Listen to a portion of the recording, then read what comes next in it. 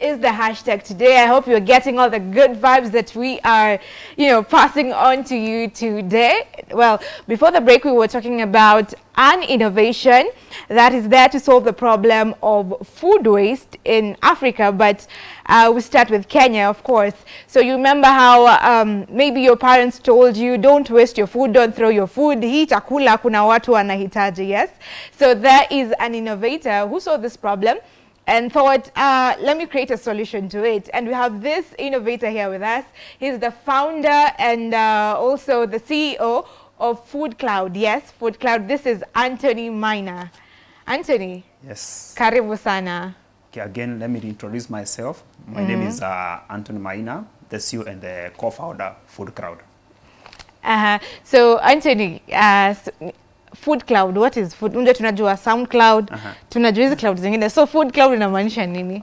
Food Cloud is basically an e-commerce app and a website whereby basically we partner with farmers. We have hotels, supermarket, and restaurant, and some suppliers. So in case maybe they have a surplus, instead of the surplus going into wastage, what we basically do, they sign up with us, they open an account with the Food Cloud. Then every time they have a surplus, they list. Then customers are able to browse through our site and check for products that have been reduced on price. Okay. And then make a purchase. Okay, so yes.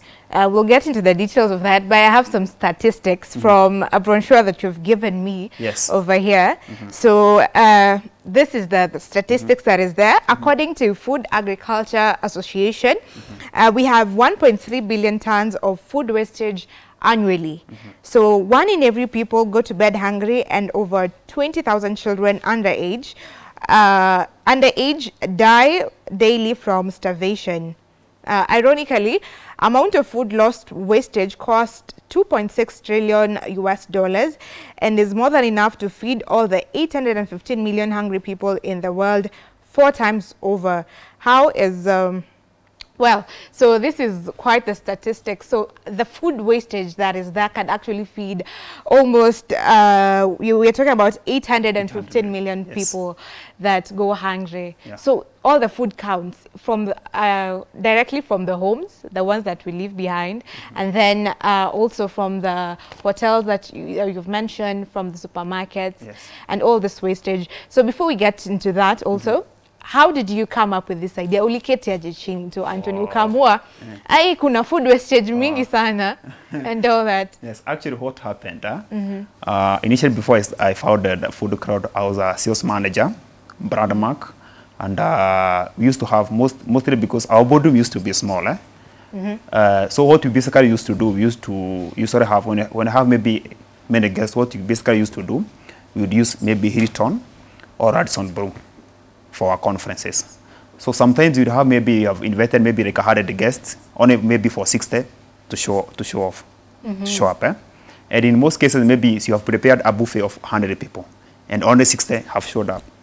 So you find out that food for 40 people will go to waste. Then I noted in a number of conferences that when I think we are wasting a lot of food. And I went ahead, I did my own research and survey, and I came to run. It's not only the hotel that waste food. Even farmers, they waste a lot of food when their product is not able to reach the market. Same case with the supermarket, because sometimes maybe they have been supplying maybe some juices, they have expired, they have approached expiry, and since they may not be able to sell the product, end up going into waste. And I did my research, and I come to run in developed country. They should have systems whereby they are able to distribute those products at a lower price to avoid wastage. That's when I sat down with my co-founder and registered for Food Cloud Kenya. Wow. Yes. Quite the innovation. So you came up with a solution. Anyway, ulienda conference. I mean, I'm wondering how many conferences do we go to now to notice this vitu. Actually, so you just notice that kuna yani watu wameitwa ni 100, but only 60 people turn up. So there's extra food there. So what pushed me? Okay, in my company I was the youngest. So my CEO used to push me, Anthony. You mean all this chicken and these juices will go to waste? Do whatever you have to do, but you are not going to waste. So sometimes we used to have a pressure you have to pack or do something about it. Oh, so okay. when I did my research and interviewed some of hotels, I came to know they waste a lot. They waste a lot. That's when the idea flashed into my head, and I decided I'm going to quit whatever I'm doing and focus in fight against food wastage. Okay, so Yes. but when you talk of hotels and food wastage, because if they were expecting 100 people, I'm imagining they already prepared the food for the 100 people. So this is all food that is already cooked. It's already cooked. So how do you distribute food that is already cooked? What's happening and the system that we are having, it is packed from the hotel. So whenever a customer may make an order through our app, he goes and pick from the hotel. Or if it's somewhere maybe near the hotel, we organize the deliveries. Okay. But we do, let's say maybe this is a chicken, it was going for 700. Instead of disposing it at 700, we do it at a lower price, maybe 650 or 600. Okay. And maybe coupled with the high cost of living in Kenya, people are opting for that. Okay, so I can get food from Hilton at 70%. At reduced price. Let's say at what's the 70%. percentage? Let's say at 75% of the original price. So 75% of the original price, I Yes. save around 25%. 25% cut off. Okay. Yes. This is quite interesting. So that is for the hotel, that is the cooked food. Yes. And now from farmers, and just before you get into that, some statistics still on farmers that there's much food loss across Africa between harvest and the point of sale, and little of it is wasted by the consumer after purchase. So mostly it is the food loss is between harvest and the point of sale due to reasons such as lack of adequate food storage, transportation facilities, demand by buyers at the retail level to only buy the day's consignment of fresh produce. So they only want fresh produce, so the others, you know, go to waste. And this is for farmers. So how do you work with farmers? The kind of strategy that we are working on, let's say maybe you have maybe some tomatoes and you are maybe going to the market and you at the supermarket and they are not fresh enough. So for tomatoes, let's say maybe a crate is going for 4,000. So we are organizing, there's a way maybe we can dispose it when we receive as a food crowd, we dispose it at 25 or 3,000 instead of the farmer going complete loss.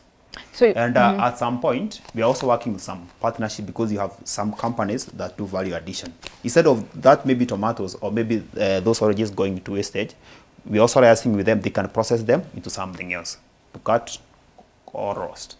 Okay. Yes. So you take from the farmers. I'm trying to get this. You buy from the farmers the ones that are not accepted.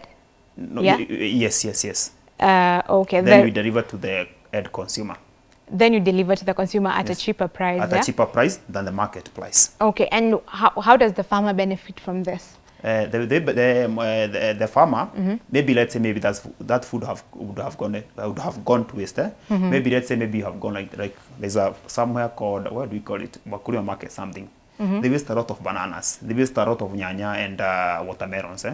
So for farmers, let's say instead of maybe having those disposed and the product are going to waste, at least let's say there are those nyanyas.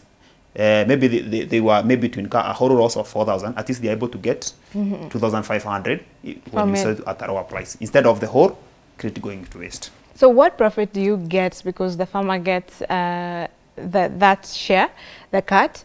The consumer also gets it at a cheaper price. And what we basically do, they usually give us a 7% cut in every sale we make. So you get 70%? 7%. Or 7%? On every product we dispose for them. Yes. So is that profitable enough for you? Yes, profitable. It's able to sustain us. Yes. Okay. So how did you come up with it? Because I know there's two of you. So how did you come up? You had the idea, and then how was the process of birthing it? Because I understand it just came to life this year. Yeah. So take us through that. What happened? After we had that buffet, that buffet was last year around November last year. Then we met. We were having some coffee with my partner at Cafe Dairy, and as we were discussing, then we started asking them, "Do you experience issues of food wastage?" And they told us, "Yes, we experienced the same challenge." And from that point, we decided we are going to register a company, same March. We went ahead. Did a name search and registered a company same month. After that, we searched for an IT company, Therotech Solutions. and we started making the app and the website. Ah, okay. Yes. So have you onboarded suppliers already into your system? The funny thing, we already have onboarded some suppliers, those for ungas and fresh products like cabbages. We're in the process of onboarding them one by one. So how is it being embraced so far? People are so much into it, especially the suppliers. And the funny thing that I can tell you, you have even orders that we are not able to fulfill at now. Wow. Like for unga, as you can see, you have maize crisis. So we have been receiving phone calls. Can you maybe bring maybe like 100 sacks of maize? So people are ordering already. Can you bring like maybe a pickup of cabbages this size and at this amount? So we're already getting some orders. What we are working on and rushing towards is getting more suppliers on board. Okay. Yes. So how do you onboard the suppliers, just in case there's someone what normally happens, we have 3 systems in one. First, we have the app, whereby the consumer is able to make the purchases. We have another system that is called vendor's dashboard. So whenever maybe a supplier want to come on board, they check in Food Crowd vendor's dashboard, they open an account. Once it's approved by the super admin, they can start posting their product. Okay. And the consumer on the other end, he able to see what has been posted on the website. Then he can compare prices ranging from different suppliers, and he can make a decision from depending on the price or the best price that favors him or her. Okay. Yes. All right. And you've said you mentioned some of the suppliers again, the ones you're working with or you hope to work with, apart from supermarkets and hotels and restaurants. Those are our main. But though we're also trying to onboard even the retailers, because we came to run that even at market level.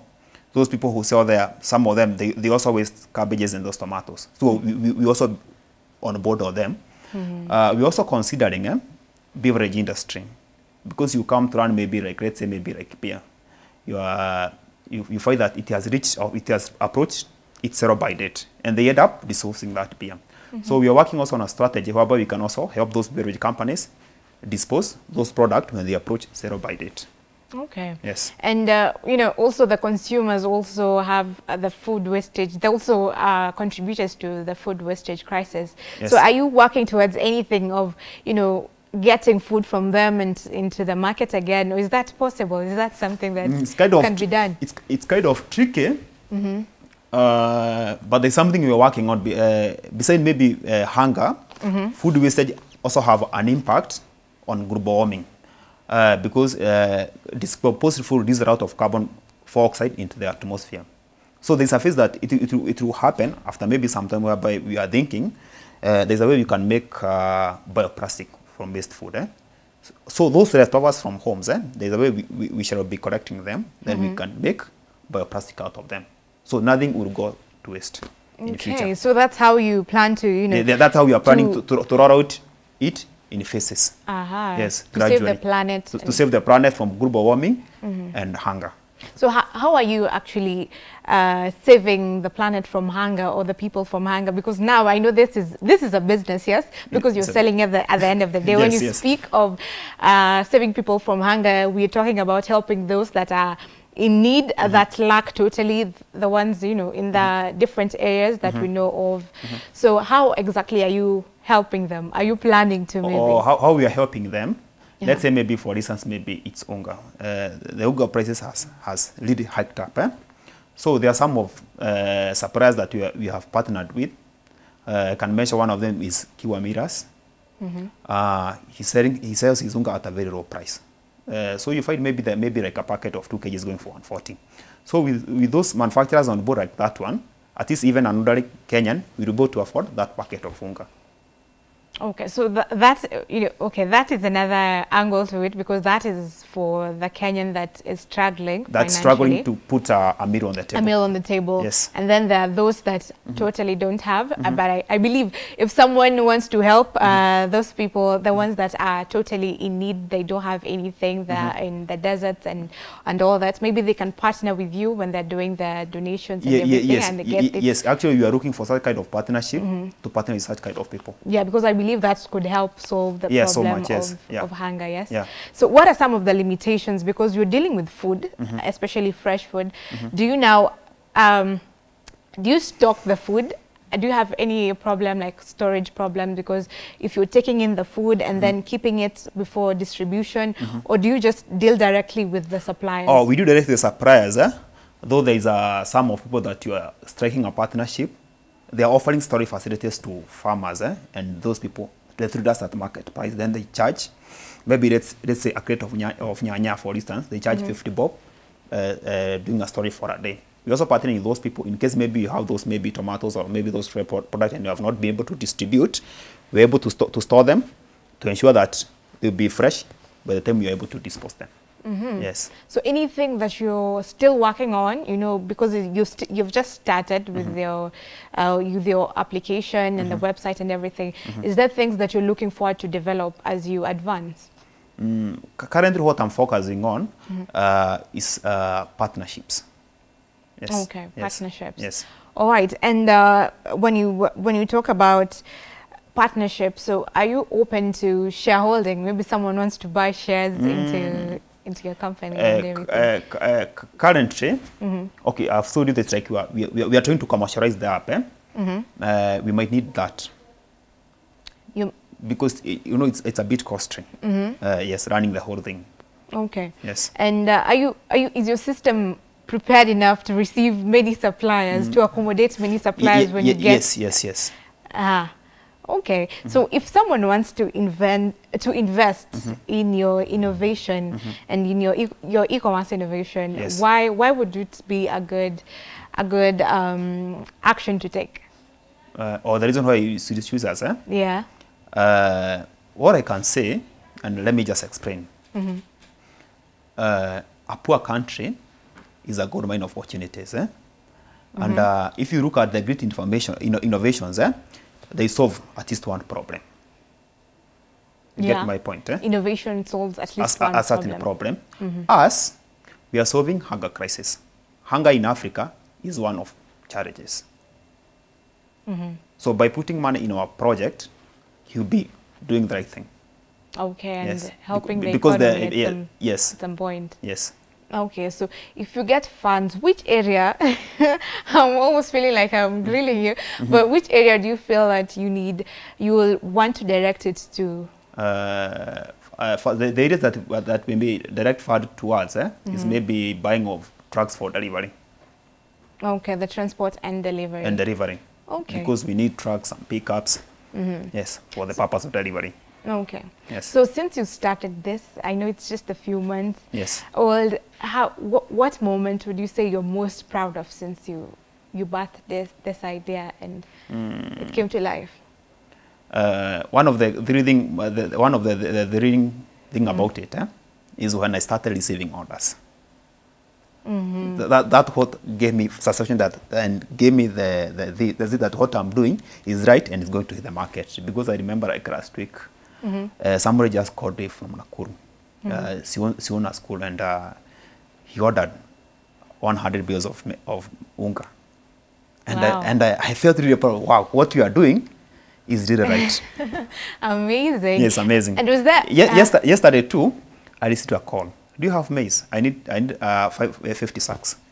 Yes. So people actually trust this product that you're bringing to them? Yeah, they trust it that much. Yes. And have you ever second-guessed it when you started, both of you, have you ever second-guessed it, thought maybe this, will it really work? Is it, something of that sort? Actually, we had some challenge, like the issue of servers, maybe the system, maybe you are going somewhere, the system has, like yesterday I had a meeting, I was meeting another guy with the CEO of Association of Suppliers, and system was somehow lagging, So sometimes when the system lags, it gives you some dislip in what you are doing. Okay. So we are in those moments, but we are able to rectify it with the time, and things are working. When you are rolling out a new system, there are those technical hacks, but with time, you keep on improving on them. Yeah. Yes. So what keeps you motivated as we come, to a close of this conversation? Desire to make an impact. Okay. I don't want to go through this life, pay bills and die. I want to make an impact. I want to make a change. Yes. So do you see this this innovation bringing an end to the problem of food hunger in the world at some point, and how? Yes, actually by 40% in the next 2 to 3 years. In the next 2 to 3 years? Yes, we'll cut it by 40%. By 40%. By 40%. In the next 5 years, where do you see this innovation? How does it look? In the next 5 years, we'll be in the next 10 countries. Amazing. All over Africa. Okay. Yes. What a dream. Yes. Yeah, you dream big because you can. Yes, yes. You can afford to. I don't see just Africa as a continent. I see it as just a country. Africa is just a country. Everywhere is reachable. Everywhere, South Africa, food crowd is there. Nigeria, Lagos, food crowd is there. Rwanda is there. Egypt is there. Until we curb this problem. All right. And hunger. Okay, we wish you the best in it and represent Kenya to the world. Yes. And we hope that you help solve the problem of hunger as you ease in the, our economy. Yeah. So where can people get you on your social media handles? This is your camera. Actually, on Facebook, you can, if you check Food Crowd Kenya, you can find it. You can also drop us an email, info@foodcrowd.co.ke.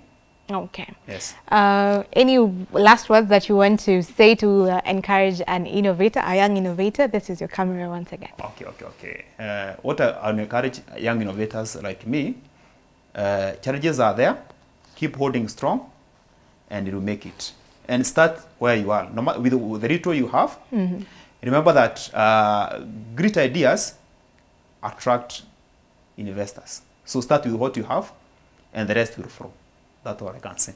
Okay, amazing. Thank you once again. That has been Anthony Miner, who is the CEO and also the founder of Food Cloud, an e-commerce innovation trying to help solve the problem of food wastage in Kenya and Africa, hopefully the world soon. So that has been Sport on Tech. We take a short break and then we'll be back with some music and lifestyle. That will be with Valentine at Kalamival at Stephanie Ayeta. The hashtag to use is Thursday Vibes at Y254. See you on the other side of the break.